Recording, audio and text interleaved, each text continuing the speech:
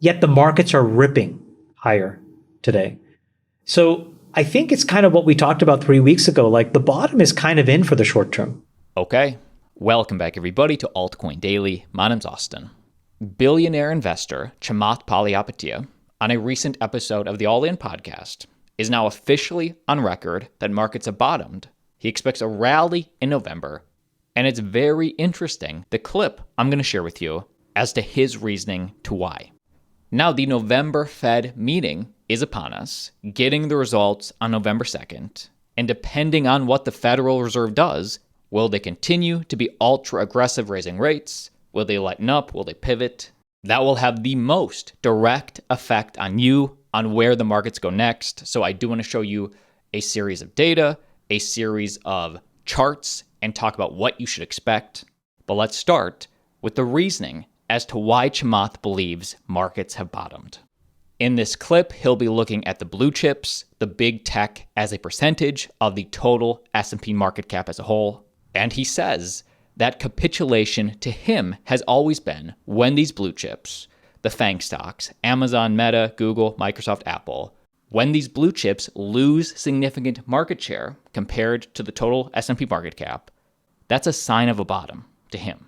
Can you just throw up the big tech chart? Because I think like you guys should see this, because I think this is very important for Silicon Valley. I mean, what's incredible on this chart is that, you know, when everybody talks about being long the S&P 500, it was always really a proxy for being long Amazon, Facebook, Google, Microsoft, and Apple. And at the peak, you know, in May of this year, it was still, you know, 25 cents of every single dollar of the S&P 500 were these 5 companies. And, you know, we always said the market bottom will be when the generals, quote unquote, get shot, you know, to borrow a phrase from Gavin Baker. And it looks like the generals have been shot. Yeah. And what's incredible is this week, every single one of those companies, other than Apple really, reported pretty crappy earnings. They got totally taken to the woodshed. The percentage of these companies as a percentage of the S&P is now, you know, off by 500 basis points. It's down to 20%. Yet the markets are ripping higher today. So I think it's kind of what we talked about 3 weeks ago. Like the bottom is kind of in for the short term, you know, so it's really exciting actually to see. I think this is the point where you have to now start to get pretty constructive about where things are going, because if this stuff could not bring the market down, it's hard to see something other than an exogenous event, probably some Russia-Ukraine event, really having a negative impact. So to me, I'm kind of like, I don't know, it seems like pretty bullish for me. Well, also GDP was 2.6%. The reason these FANG stocks dropped so significantly in this last quarter is because their earnings reports just came out and they were all pretty bad. They even had pretty poor expectations going into 2023, just letting their investors know that, you know, we're not in a bull market anymore. Chamath is making the argument that unless we see some sort of black swan-like event, probably involving the war in Ukraine, unless something like that happens, the worst is probably behind us. Does not mean that we'll now go into bull market immediately, but he is saying, what's going to be worse? This was the big earnings call people were scared of, people were anticipating, and it's happened. Is there any other big event that could now affect the market? Let's talk about the Fed, the meeting, what to expect in November. I do just want to finish this clip of Chamath being very clear that while he does think that we have bottomed for now, it does not mean we couldn't potentially see a lower low in 2023. And he does flat out say, this is because of the Federal Reserve and just how aggressive they have been. And he doesn't think we've seen those effects yet. The effects will be lagging of how aggressive this has been, the interest rates, lagging until 2023. In this final 60-second clip, and I do encourage you to check out the full over 2-hour long episode. I will link the full episode down below. But in this final clip, David Sachs makes that point about the Fed, and then Chamath gives his thoughts. Now things are a little bit better, but I still think the huge recession is to come next year because of all the interest rate increases we've seen. So the Fed is, pedal to the metal on interest rate increases, just like they were pedal to the metal on printing money. And so first they were too loose, and now they're probably being too tight too fast. So I think we're headed for a huge recession next year. And I think you're seeing that in the softness of all these forecasts. There's the Fed fund rate, That's a pretty high ramp. So you think double dip recession? What do you think, Freeberg, Chamath, in terms of what 2023 looks like? You're sort of saying, Chamath, a bottom is forming. I kind of agree with that. I think the stock market is going up. Then it'll go back down because I think what David said is right. But for the short term, this thing is going up. Short term up, and you know, then we've generally been positioned for it to go up, and at some point we will reverse and position for it to go back down. But it's going up.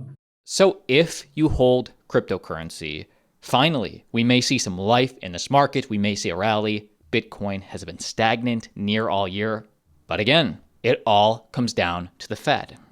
It is speculated that the Fed is set to deliver another big rate hike in November. And this is nothing new from how aggressive they've been moving all year. The Fed is moving historically fast to tame inflation. This is where we are right now. I believe the federal funds rate is around 3.25%. And look at this speed this year compared to 88, 94, 99, 04, 2015. This is pretty much near the most aggressive they've ever been. So what you should expect as an investor, the talk is they're going to raise another 75 basis points. That would be the 4th 75 basis point ultra aggressive rate hike in a row. And then maybe they'll start to turn around in December, maybe they'll hold, or maybe it'll only be a 0.5 basis point increase. But again, that's in the future, that's in December. For November, they're probably increasing 75 basis points. And why do I say that? Well, headline inflation isn't really going down, while core inflation is actually still increasing despite the ultra-aggressive rate hikes. So just looking at United States headline inflation, we can see that middle of the year, we did peak at 9.1%, while just looking at these last 2 months, August, September, 8.3, only then to 8.2. The Fed wants to see a much more drastic result, which they're not seeing as of yet. And then looking at core inflation rate, even worse. Last month, we had a yearly high for the whole year, and then month over month from August to September, we continue to trend up, suggesting that the Fed will probably think they need to keep their aggressive stance. On top of that, the rest of the economy, unemployment, GDP, they're always referencing these in their meetings, how the economy can take these rate hikes because it is so strong.